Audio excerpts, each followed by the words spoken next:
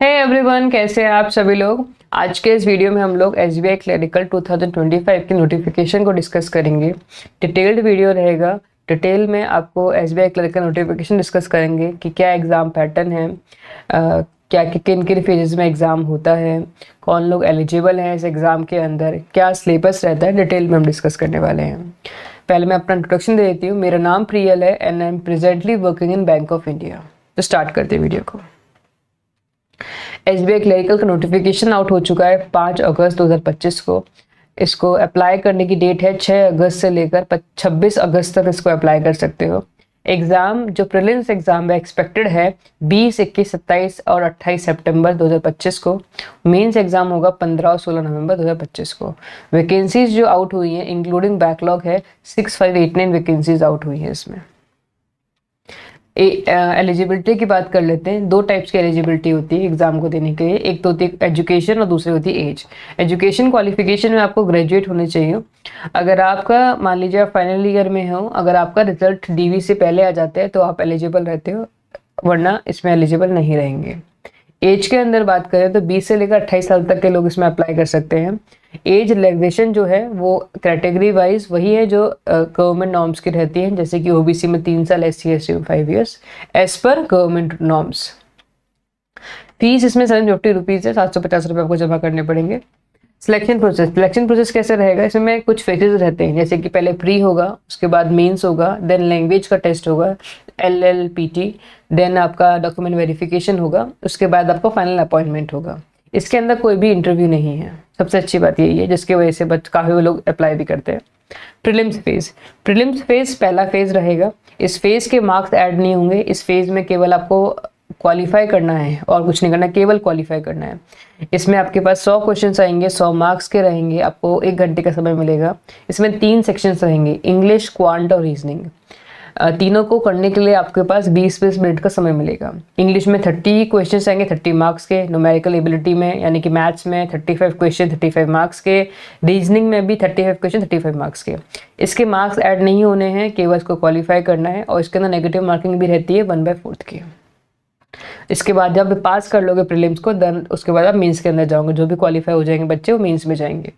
Mains का paper deciding factor होता है जिसके मेरिट लिस्ट निकलती है, यानी कि इसी के मार्क्स से डिसाइड होता है कि आपका सिलेक्शन होगा या नहीं होगा।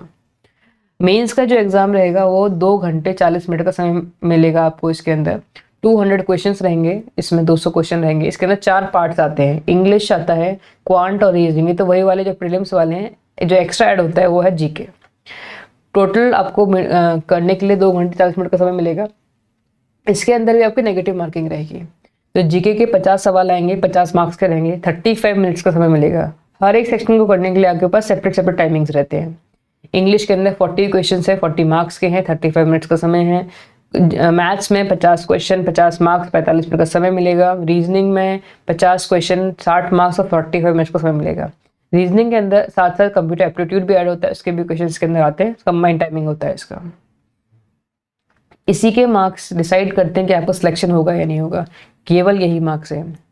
जब आप मीन्स दे देते हैं उसके बाद आपका सिलेक्शन हो जाता है। उसके बाद आपको LLPT देना होता है। ये सिलेक्शन होने के बाद, यानी कि आपको बैंक अलॉट हो चुकी है, आपका फाइनल मेरिट लिस्ट में नाम था, उसके बाद आपको एग्ज़ाम देना होगा। ये एग्ज़ाम आपको किन लोगों को देना होता है, जैसे कि एग्जांपल देती हूँ मैं आपको। आप राजस्थान के हैं और आपने अप्लाई किया वेस्ट बंगाल से, तो आपको बंगाली लैंग्वेज आनी चाहिए।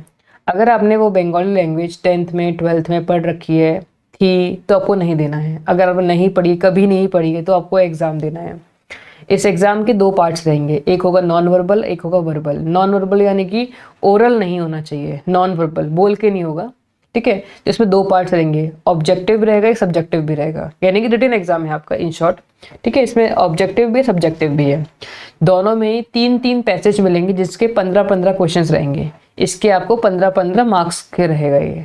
दूसरा पार्ट रहेगा वर्बल यानी कि ओरल आपका 20 मार्क्स का रहेगा। कुल मिला के 50 मार्क्स का ही रहने वाला है। इसको आपको क्वालिफाई करना है, तभी आपका सिलेक्शन माना जाएगा, वरना नहीं। क्योंकि इसमें क्या होता है कि आपको वहाँ की लैंग्वेज आती है तो ही तो आप वहाँ पे काम कर पाओगे, इसलिए ये एग्ज़ाम लिया जाता है, ये देखने के लिए कि आपको वो लैंग्वेज आती है या नहीं आती है। अगर इसमें पास नहीं हुए तो आप क्वालिफाई नहीं माने जाएंगे।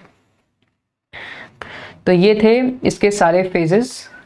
SBI क्लरिकल के तीनों फेज हमने डिस्कस कर लिए हैं। एनी फेज, और इसमें इंटरव्यू कुछ होता नहीं है, तो जो भी आपके मेंस के मार्क्स रहेंगे उसके हिसाब से आपका अलॉटमेंट हो जाएगा। आई होप वीडियो क्लियर रही होगी। नेक्स्ट वीडियोस में हम लोग इसमें और भी डिस्कस करेंगे, इसकी सैलरीज कैसी रहती है, कट ऑफ्स क्या रहती हैं, क्या स्ट्रैटेजी रहनी चाहिए, ये भी हम आगे की वीडियोस में डिस्कस करेंगे। सो चैनल को सब्सक्राइब कर लीजिएगा, और कोई भी डाउट हो कमेंट बॉक्स में कमेंट कर दीजिएगा, वो डाउट हम डिस्कस कर लेंगे। जल्दीबाजी में अभी फॉर्म फिलअप मत कीजिएगा, अपकमिंग डेज में 2 से 3 दिन के अंदर मतलब जो भी दिक्कत हो सकती है आपको फॉर्म फिलअप करने में, वो पहले हम डिस्कस कर लेंगे, उसके बाद आराम से आप फॉर्म को फिलअप करिएगा। सो बाय बाय, और मिलते हैं नेक्स्ट वीडियो में।